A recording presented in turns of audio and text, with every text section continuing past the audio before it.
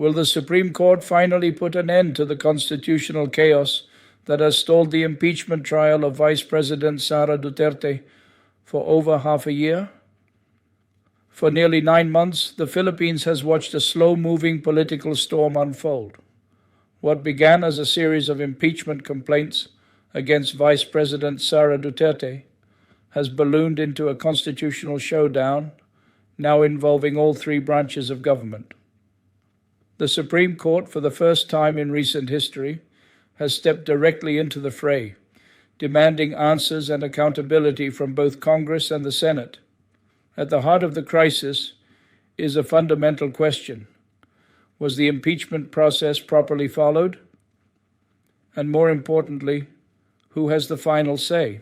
This week, the Supreme Court issued a formal order requiring the House of Representatives to submit a comprehensive explanation regarding the first 3 impeachment complaints filed against the Vice President.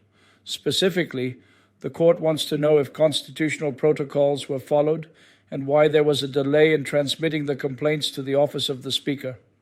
The House, through its Secretary General Reginald Velasco, has acknowledged receiving the order and pledged full compliance, asserting that all legal procedures were followed. Simultaneously, the Senate has confirmed its receipt of the same Supreme Court motion. Senate Impeachment Court spokesperson Atira Regitongo stated that the Senate welcomes the court's oversight and is preparing a formal response. However, he also made it clear the Senate intends to proceed with its constitutional duties unless the court says otherwise. But this isn't just a matter of procedural clarifications. Vice President Duterte herself has filed a petition before the Supreme Court, asking for the entire impeachment case to be nullified and calling for a temporary restraining order to stop the Senate trial. Echoing her position, a group of lawyers from Mindanao, led by Atty. Israelito Torreon, have filed a separate petition labeling the process as legally flawed and politically motivated.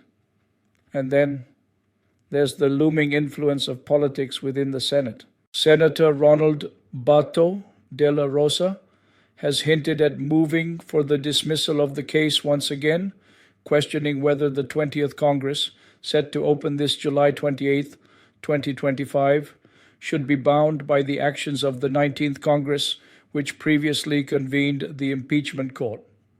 De la Rosa's position is clear. Unless jurisdiction is firmly established, there may be grounds to dismiss the trial altogether. Adding fuel to the fire, Senator Alan Peter Cayetano has doubled down on the Senate's right to vote on jurisdiction. He believes that if a majority of Senate judges determine the impeachment is unconstitutional, they have the authority to end it without a full trial. This view directly challenges constitutional scholars and even contributors to the 1987 Constitution, who argue that only a full trial can uphold the integrity of the process. With just days before the Senate reconvenes, the stakes could not be higher. If the Supreme Court rules decisively, either to uphold the impeachment's legitimacy or to strike it down, it could finally resolve the tangled web of constitutional and procedural questions that have dragged this process through months of legal and political purgatory. But if the court remains silent or ambiguous, the Senate may once again vote to dismiss the trial before any evidence is presented, raising serious concerns about due process and the separation of powers. At this point, the question isn't just about Sara Duterte. It's about the future of Philippine democracy.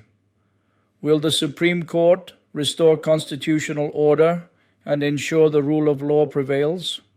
Or will political maneuvering continue to erode public trust in the nation's institutions? If the court decides to act decisively, it could mark a turning point, not only in this impeachment battle, but in the way the country handles high-level accountability moving forward. We'll be watching. Don't forget to like, share, and comment below to join the conversation. Thank you to all our new subscribers and to everyone who watched until the end.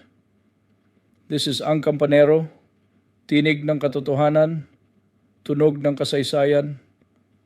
Let's keep the bell ringing for true justice and freedom.